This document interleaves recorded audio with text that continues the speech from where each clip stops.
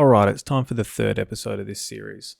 So, if episode 1 was you didn't choose your character role, and episode 2 was stop comparing builds because you're missing data, then this episode is the one everyone actually wants. Because the question then becomes, okay, what can I actually do next? And here's today's topic. Agency isn't total control. It's building reliable influence, habits, supports, skills, and values-based action. Not perfect control, not I can change everything, just a reliable influence, as in I can move the needle. Now, this part matters. A lot of people talk about agency like it's a grind set or a mind over matter. And if you're someone who's dealing with stuff that you didn't choose, home life, health, money, stress, trauma, then hearing just try harder isn't really inspiring. It's insulting. So when I say agency, I mean something much more honest. Agency is your influence over the next move. That's it. You can't go back and change your spawn point. You can change your systems. And systems are what create momentum when motivation is trash. So here's the rule I keep coming back to because it stops people from spiraling. Compete with who you were yesterday, not who somebody else is today. And I'm not saying that as a motivational poster. I'm saying it as the only scoreboard that makes sense in a game where everyone spawns with different stats, different support, different difficulty. So today's video is basically, how do you actually compete with who you were yesterday? And the answer is, you build your character. Okay, so here's the structure. This is the part that you can remember. You've got 4 main skill trees. The first one is your body. The second one is your mind. The third one is your environment. And the fourth one is your allies. And the reason that I like this is because it works whether you're 14, you're 24, or you're 44. Because it's not personality based, it's mechanics based. Also, this lines up really cleanly with what psychology calls basic needs. It's autonomy, competence, and relatedness. And to detail that out, autonomy is choice and ownership. Competence is that the feeling of I can actually do things. And relatedness is people, your connection, your allies. If those needs aren't met, your motivation falls apart. If you support them, motivation becomes more stable. So let's build. We're going to start with skill tree number 1, your body. Now, people hate hearing this one because it sounds boring, but it is true. If your body's cooked, sleep wrecked, no movement, energy all over the place, then everything else becomes harder. Your emotions become louder, your focus gets worse, your self-control gets weaker, and then the people interpret that as I'm lazy or I'm broken. No, your character is just underfueled. So the goal of the body tree is not to become a fitness influencer. The goal is the minimum amount that you have to maintain to be stable. That's it. Now, anybody who knows Dr. Andrew Huberman, he's done a heap of work on translating sleep and circadian rhythm literature into practical tools. Now, I'm not going to pretend that you need a PhD. The point is, small inputs, big outputs. If you're going to pick one starter perk for the body tree, it's this. Get some light in the morning and consistent sleep timing. Not because it's trendy, because your brain and hormones run on timing signals. So your starter quest could literally be get outside soon after you wake up for daylight in your eyes. Or keep your wake time roughly consistent. And keep your evenings darker, less bright lights at night. And if you want the deeper version, well, Huberman has a full sleep toolkit and using light for health summaries that you can look at. And I would really recommend getting into Dr. Andrew Huberman's stuff and going onto his website. It's called Huberman Lab. Next, movement. Now, don't do the all or nothing thing.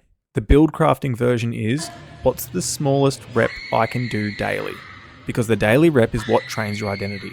So your minimum quest could be a 10-minute walk when you get home from work or from school. A quick bodyweight circuit, nothing major. Or stretching even while your game loads. Like, I don't care if it's while you're watching a movie or an episode of something, then you can just stretch at the same time. What matters is consistency, consistent reps, and not heroic bursts. Now let's move on to skill tree number 2, your mind. Now, the mind tree is where people tend to get stuck. They think mindset means to feel good all the time. No.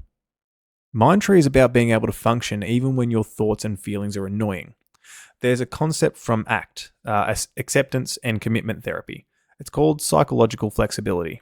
And in plain language, it's that I can notice what I'm thinking and feeling without being completely controlled by it and still take action towards what matters.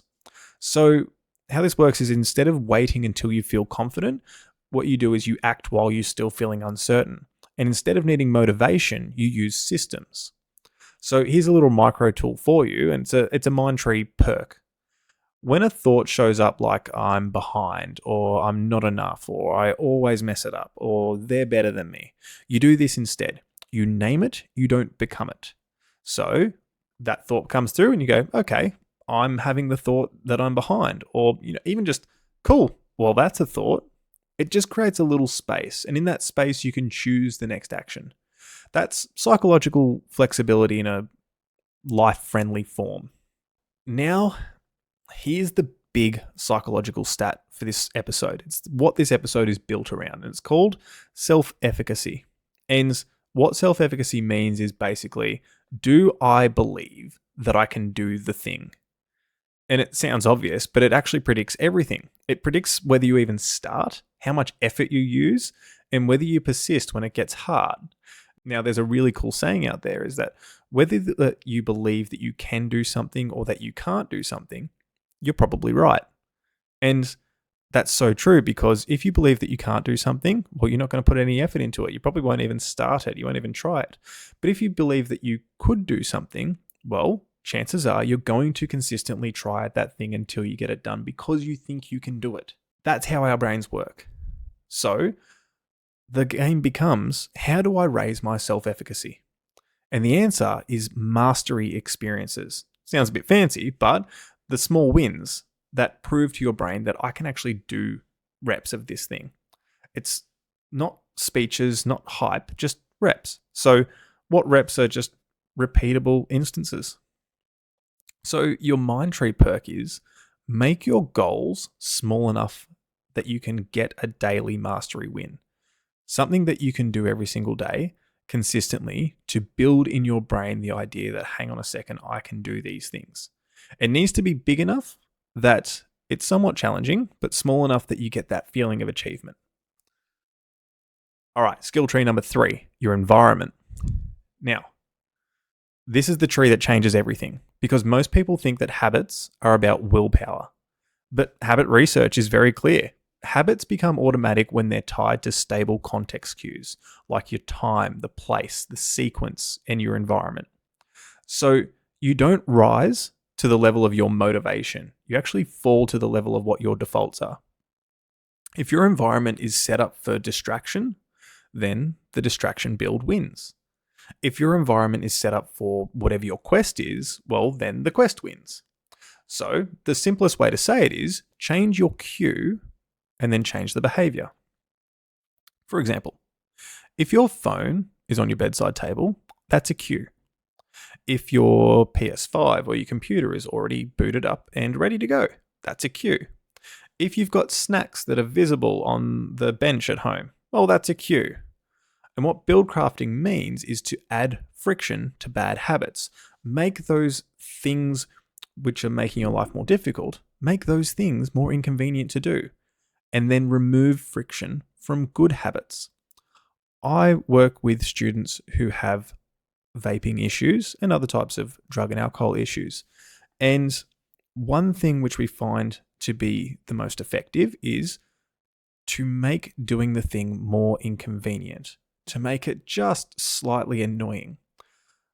Many of them, the males, will be sitting gaming with their friends and have a vape in their hand or have it in their lap. And something as simple as putting it somewhere where you have to physically stand up, walk to get it, and then come back is enough to just reduce their use significantly. That's what adding friction means. And again, this isn't a moral thing, it's mechanical. Now, Huberman, I'm going to come back to him because he talks about something called task bracketing. And basically, it's creating a consistent start and end to a behavior so that your brain frames it as a unit and it becomes easier to repeat. So in a game, if you want to have a habit, you give it a start ritual and an end ritual. For example, the start ritual could be to put my headphones on, or to open up a document, or to set a 10-minute timer. Sometimes my start ritual on a computer would be to minimize all my other screens and only have the one screen at the start. That's one little start ritual.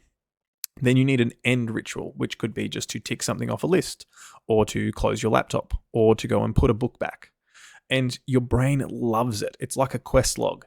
It loves bracketing. And if your brain sees the start of a quest as the bracket, that little start ritual, it will go into quest mode.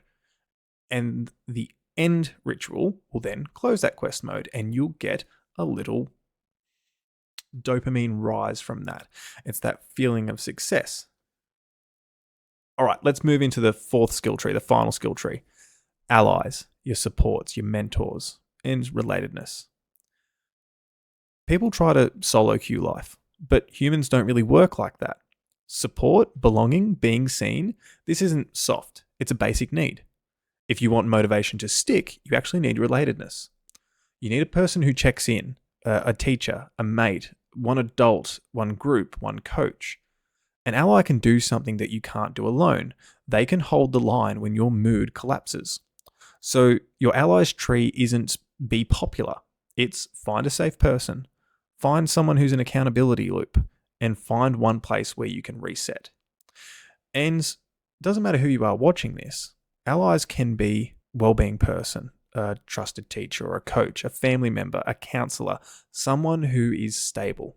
Now, this is the most practical science tool in the whole episode that we're getting into now, because most people have great intentions, like I'm going to study more, or I'll train, I'll sleep earlier, I'll go to the gym more often, I'll stop doom scrolling, and then nothing happens. Implementation intentions fix that.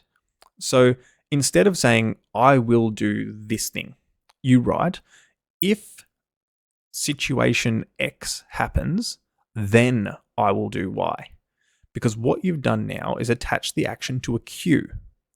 And the research on if-then planning shows it increases follow-through because it reduces the need to decide in the moment. So your build crafting version is, if I've just come home from work or school, then I do 10 minutes of my quest before I start gaming. Or if it is 8:30 p.m., then I open notes and do one paragraph. Or if I feel myself spiraling, then I go outside for 2 minutes and reset. Just notice that it's not heroic stuff. It's just executable. It's something so simple that when the event happens, the cue happens, you know that this is what you've got to do. An example from my life is that if it's Tuesday night, I will have basketball. That sends a cue to start a series of actions that get me prepared for basketball. Similarly, if it's a Wednesday, then I know that's a daycare day. So I will need to execute the actions related to that. If it's a Saturday, it actually works in my favor. I cue and execute the actions of, I don't have to go to work today. Here's what I want you to do. This is the whole episode turned into an action. You have to do a one quest week. For the next 7 days, you pick one micro quest that takes about 10 to 15 minutes. Not a lifestyle overhaul. One quest. Then you apply all 4 skill trees to that one quest. So step 1, define the quest. Make it tiny and specific. Could be 10 minutes of study, a 10-minute walk, 10 minutes of tidying, 10 minutes of practicing a skill. Step 2, an if-then plan, your environment cue. Write one line. If time, place, cue happens, then I'm going to do this thing. Step 3, bracket it. Create a start and an end ritual. So your start ritual might be a timer and your setup, and your end ritual will be your pack away. Then step 4, add one ally. Send a message to one person. It could be just a random message saying, hey, can you ask me if I did my quest this week? And that's it. Like, hey, can you please send me a text message every afternoon to ask me if I've done my quest? And the sort of person that you'd be messaging will just know, okay, I don't know what the hell's going on here, but I'll do that. And here's why this works. Every single day you complete the quest, you're not just building the habit, you're actually building self-efficacy. This thing we were talking about before. You're becoming the kind of person who does things. That's how you actually compete with who you were yesterday. So, final message. Your life has a random roll, and comparison can mess with your head. But this is the part people forget. You still have influence. Not total control, influence. And influence is built through body stability, mind flexibility, environment design, allies, and support. So don't aim for a perfect character.